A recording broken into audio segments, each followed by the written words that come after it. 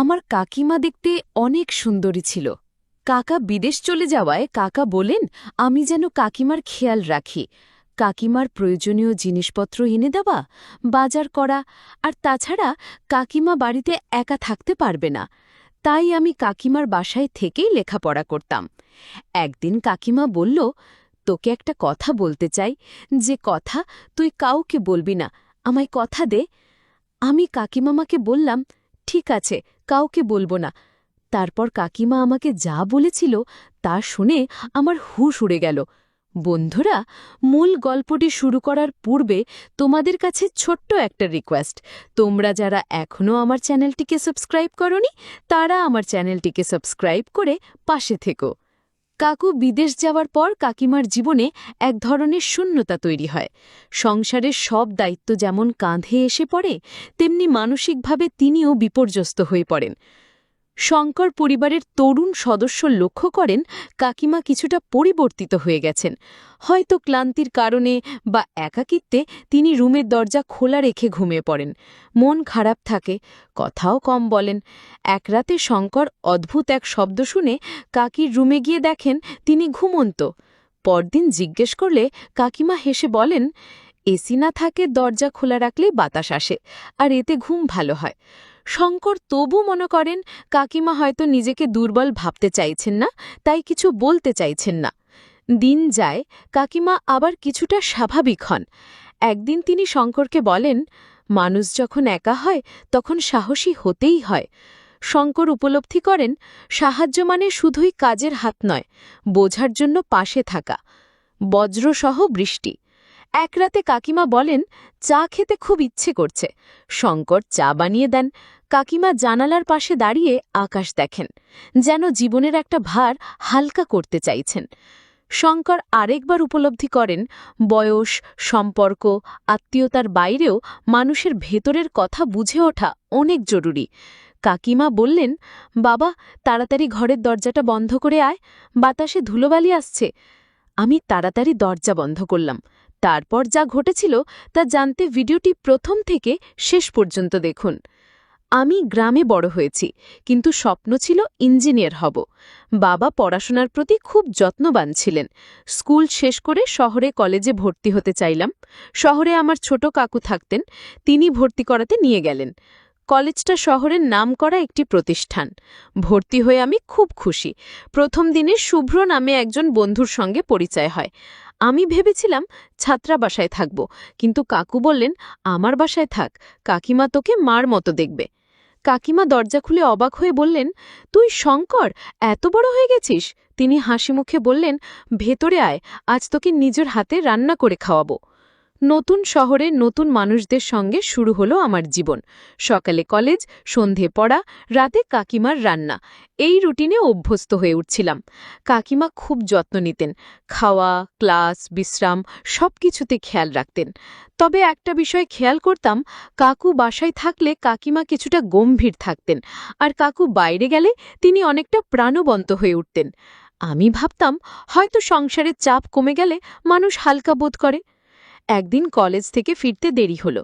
কাকিমা টেবিলের পাশে বসেছিলেন, মুখটা ক্লান্ত দেখাচ্ছিল। আমি বললাম, কাকিমামা, আপনি আজ মনমরা কেন? তিনি একটু চুপ করে থেকে বললেন, শঙ্কর, তুই তো বড় হয়েছিস, কিছু কথা আছে যা কাউকে বলিনি, তুই শুনতে চাস? আমি অবাক হয়ে বললাম, কি কথা কাকিমা? তিনি বললেন, তোর কাকুর জন্য অনেক কিছু ত্যাগ করেছি, কিন্তু সে কি আমার জন্য কিচ্ছু করেছে? আমি চুপ করে রইলাম। তার কথায় এক ধরনের না বলা কষ্ট ছিল। কিছুদিন পর কাকিমা বললেন, তোর কাকা বিদেশে চলে যাওয়ার পর মনে হচ্ছে ঘরে যেন শান্তি ফিরে এসেছে। আগে সবসময় ভাবতাম কিভাবে সংসার সামলাব, এখন বুঝি নিজের অস্তিত্বও গুরুত্বপূর্ণ। আমি বুঝতে পারলাম কাকিমা শুধু একজন গৃহিণী নন, তিনি একজন মানুষ যার অনুভূতি, আত্মসম্মান এবং নিজের জন্য ভাবার অধিকার আছে, যা আমার কাছে পরিষ্কার ছিল না। আমি বুঝতে পারছিলাম না কেন কাকিমা কাকু চলে যাবার পর এতটা স্বস্তি পাচ্ছেন, আবার কেন এতটা দুঃখ কষ্টও ছিল তার মধ্যে। কিছুদিন ধরে আমি লক্ষ্য করছিলাম তিনি রুমের দরজা খুলে রেখে ঘুমাতেন। আমি ভেবেছিলাম হয়তো ভুল করে কাকিমা দরজা খোলা রেখেই শুয়ে পড়েছেন, কিন্তু পরদিনও একই ঘটনা ঘটল। আমি কিছুই বুঝতে পারছিলাম না। এক রাতে ঘুম থেকে উঠে দেখি কাকিমা রুমের দরজা খোলা রেখেছেন, অথচ আগে কখনো এমন করতেন না। আমি ধীরে ধীরে রুমের কাছে গিয়ে কিছুক্ষণ চুপ করে দাঁড়িয়ে থাকলাম। তারপর কাকিমাকে না ডেকে নিজের রুমে ফিরে এলাম। আমি জানতাম না কাকিমার জীবনে কি দুঃখ কষ্ট ছিল। পরদিন সকালে জিজ্ঞাসা করলাম, কাকিমা, রাতে তোমার ঘর থেকে একটা আওয়াজ পেয়েছিলাম। তিনি একটু চুপ করে থেকে বললেন, হয়তো টিভি বন্ধ করতে ভুলে গিয়েছিলাম, চিন্তা করিস না। কিন্তু আমি জানতাম তার ঘরে কোনো টিভি নেই। কথার মধ্যে যেন একটা রহস্য ছিল যা তিনি প্রকাশ করতে চাইছিলেন না। একদিন সন্ধ্যায় পড়াশোনা শেষে বললাম, কাকিমা, আজ অনেক ক্লাস ছিল, মাথা ব্যথা করছে। তিনি কিছু না বলে চুপচাপ আমার জন্য গরম চা বানিয়ে দিলেন। আমি লক্ষ্য করলাম সেই দিনের পর থেকে তিনি খুব কম কথা বলতেন। মাঝে মাঝে মনে হতো তিনি কিছু একটা ভাবছেন, কিন্তু মুখে কিছু বলেন না। একদিন জিজ্ঞেস করলাম, কাকিমা, আপনি কি খাচ্ছেন, এত চুপচাপ কেন? তিনি একটু অদ্ভুতভাবে হাসলেন। আমি বুঝতে পারলাম তার মধ্যে একটা চাপা দুঃখ ছিল, যা তিনি কাউকে বলতে চাইছিলেন না। কাকু বিদেশে চলে যাওয়ার পর কাকিমা যেন বদলে গিয়েছিলেন। কখনো হাসতেন, কখনো চুপ থাকতেন, কখনো নীরবে চোখ মুছতেন। সবকিছু যেন এক অদৃশ্য ভারে ঢাকা ছিল। আমি ভাবলাম হয়তো কাকিমা তার জীবন থেকে কিছু হারিয়েছেন, কিন্তু সেটা কাউকে বুঝতে দিতে চান না। তার এই নীরবতা, তার এই অভিব্যক্তি সবই যেন এক গভীর গল্প বলে, যা শব্দে বলা যায় না। কিছুদিন পর একদিন রাতে আমি রুমে ঢুকতে গিয়ে শুনতে পেলাম কাকিমা হালকা গলায় কথা বলছেন। আমি ধীরে ধীরে গিয়ে শুনলাম তিনি নিজেই কথাগুলো বলছেন, যেন কাউকে কিছু বলতে চাইছেন। কিন্তু আমি তো কাউকে দেখতে পেলাম না। তাহলে কাকিমা কি একা একা কথা বলছিলেন? কাকিমার কথাগুলোর মধ্যে এক ধরনের দুঃখ ছিল। আমি বুঝতে পারলাম যিনি হাসি মুখে সংসারের সব দায়িত্ব পালন করছেন, তার ভেতরে হয়তো একটা গভীর কষ্ট লুকিয়ে আছে, যা তিনি কাউকে বলতে চান না। সেই রাতে আমি চুপচাপ রুমে ফিরে এলাম, কিন্তু কাকিমার কথা বারবার মনে আসছিল। কেন তিনি একা একা কথা বলেন? তার জীবনে কি এমন কিছু ঘটেছে যা তিনি কখনো কাউকে বলেননি? তার মনের ভেতর যে কষ্ট ছিল, সেটা তখনও আমার কাছে পরিষ্কার হয়নি। একদিন সকালে দেখি কাকিমা অনেকটা চুপচাপ। তিনি সেদিন প্রায় কিছুই বলেননি, শুধু ঘরের কাজ শেষ করে একবার বাইরে গিয়ে এলেন। আমি জিজ্ঞেস করলাম, কাকিমা, আজ কিছু হয়েছে? তিনি মাথা নাড়িয়ে বললেন, কিছু না শঙ্কর, তুই পড়াশোনায় মন দে, আমি ঠিক আছি।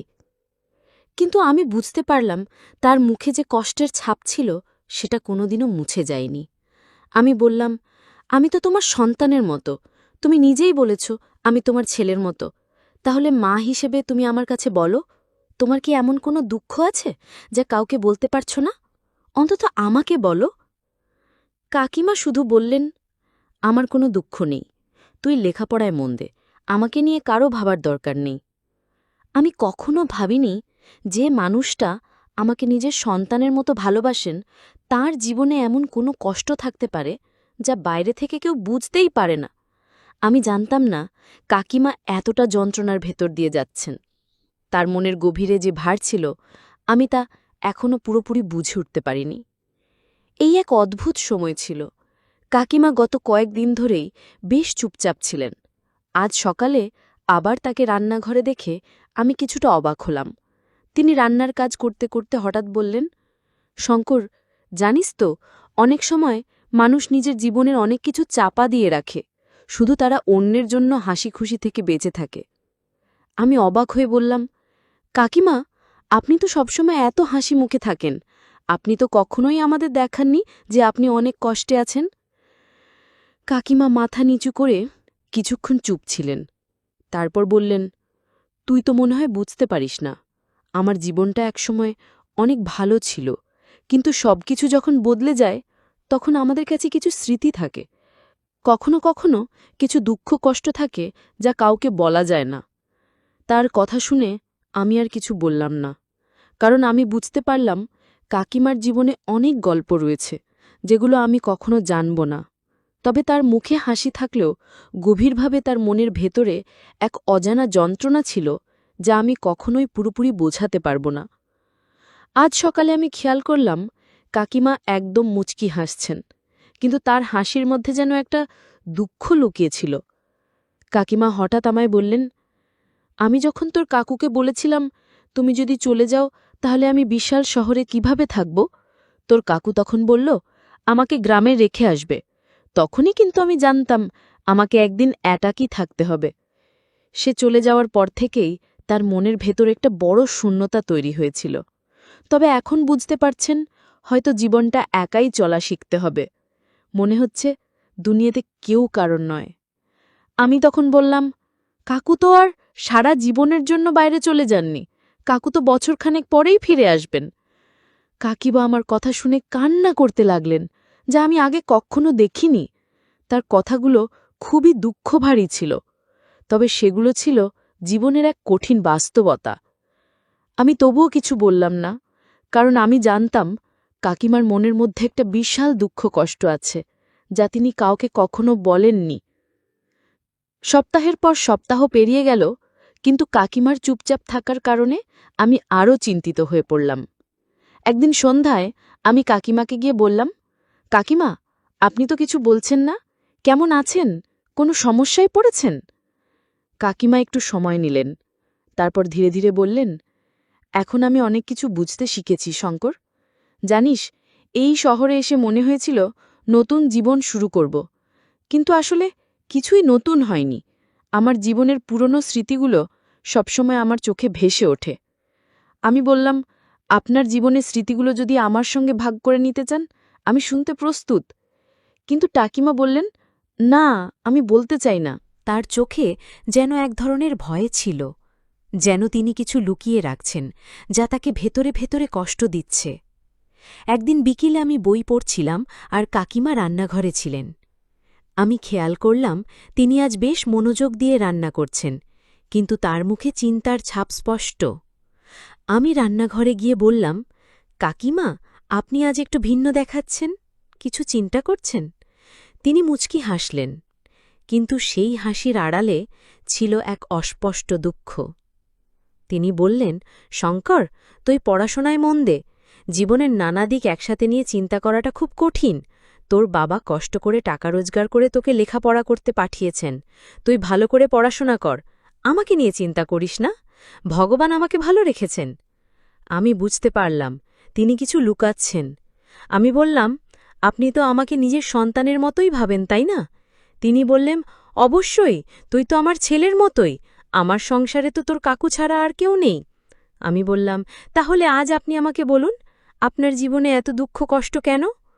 কাকিমা তখন কথা ঘুরিয়ে বললেন, তোর পরীক্ষা কবে? আমি বললাম, জুন মাসের ৬ তারিখ, এখন তো এপ্রিল চলছে। আমি বললাম, মে মাসের ৭ তারিখ। কাকিমা বললেন, তাহলে তোর তো আর বেশি দিন নাই পরীক্ষার, ভালো করে পড়াশোনা করে গিয়ে। আমি তখন কাকিমাকে বললাম, কাকিমা, তুমি কিন্তু আমার প্রশ্নের উত্তর দিলে না। তিনি বললেন, তোর পরীক্ষা শেষ হোক, তারপর বলবো। আমি কাকিমার কথা মেনে নিলাম। মনে মনে সিদ্ধান্ত নিলাম, পরীক্ষার পর কাকিমার মনের কষ্টের কথাগুলো আমাকে জানতেই হবে। দেখতে দেখতে আমার পরীক্ষা চলে এলো। আমি মন দিয়ে লেখাপড়া শুরু করলাম। পরীক্ষা শেষ হওয়ার পর কাকিমাকে জিজ্ঞেস করলাম, আপনি বলেছিলেন আমার পরীক্ষা শেষ হলে আপনার দুঃখের কথা বলবেন, এখন বলেন। তখন কাকিমা কান্না ভেজা কণ্ঠে বললেন, আমার বিয়ে হয়েছে আজ থেকে ৭-৮ বছর হবে, কিন্তু আমার একটাও সন্তান নেই। আমি সেই কষ্টে সবসময় মনমরা হয়ে থাকি। আমার কোনো সন্তান নেই, এটাই আমার সবচেয়ে বড় দুঃখ। আমি কাকিমাকে সান্ত্বনা দিয়ে বললাম, কাকিমা, ভগবান যাকে খুশি সন্তান দেন, আবার যাকে খুশি কিছুই দেন না। তাই বলে কি ভগবানের উপর রাগ করা যায়? আপনি চিন্তা করবেন না। আপনি নিজেই বলেছেন আমি আপনার সন্তানের মতো। আজ থেকে আপনি আমার মা আর আমি আপনার সন্তান। তখন কাকিমা কান্না করে বললেন, সত্যি তুই আমার সন্তান, তুই আর একবার আমাকে মা বলে ডাক। আমি কাকিমাকে জড়িয়ে ধরে বললাম, মা, আজ থেকে কাকিমা আমার মা আর আমি তার সন্তান।